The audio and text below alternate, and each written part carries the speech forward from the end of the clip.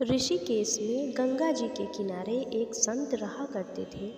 वह जन्म से अंधे थे और उनका नित्य का एक नियम था कि वह शाम के समय ऊपर गगनचुंबी पहाड़ों में भ्रमण करने के लिए निकल जाते और हरि नाम का संकीर्तन करते जाते। एक दिन उनके एक शिष्य ने उनसे पूछा, बाबा, आप हर रोज़ इतने ऊंचे ऊंचे पहाड़ों पर भ्रमण हेतु जाते हैं, वहाँ बहुत गहरी गहरी खाइयाँ भी होती हैं और आपको आंखों से दिखलाई भी नहीं देता। क्या आपको डर नहीं लगता? अगर कभी पाँव लड़खड़ा गए तो? बाबा ने कुछ नहीं कहा।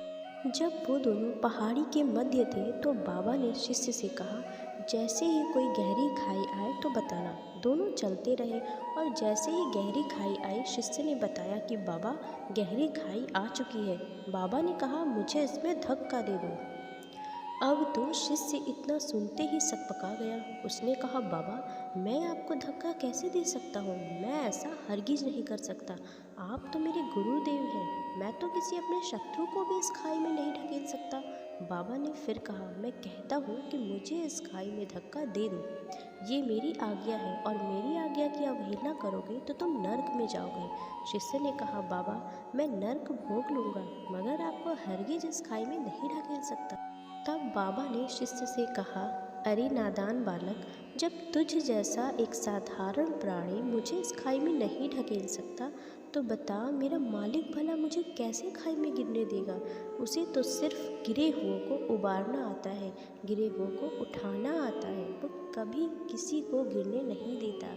वह पल पल मेरे साथ रहता है। बस हमें विश्वास होना चाहिए उस पर। दोस्तों, ईश्वर कभी किसी को गिरने नहीं देता। बस ज़रूरत होती है तो हमें उस पर अटूट विश्वास की। हमें कभी भी ऐसा नहीं सोचना चाहिए कि भगवान ने हमारे साथ ऐसा गलत क्यों किया, क्योंकि इंसान के साथ जो भी गलत और सही होता है वो उसके कर्म और उसके भाग्य की वजह से होता है। हम जैसा कर्म करते हैं वैसा ही हमारे साथ होता है। इसमें ईश्वर का या किसी का भी कोई दोष नहीं होता।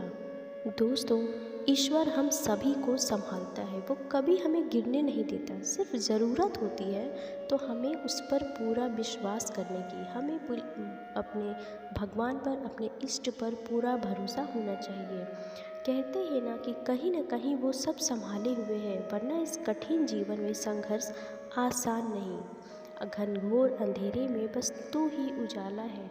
कृष्ण कहो या कान्हा, माँ यशोदा का लाला है। दोस्तों, आज के वीडियो में इतना ही। कल फिर से मिलेंगे एक खूबसूरत वीडियो के साथ। तब तक के लिए बाय, टेक केयर।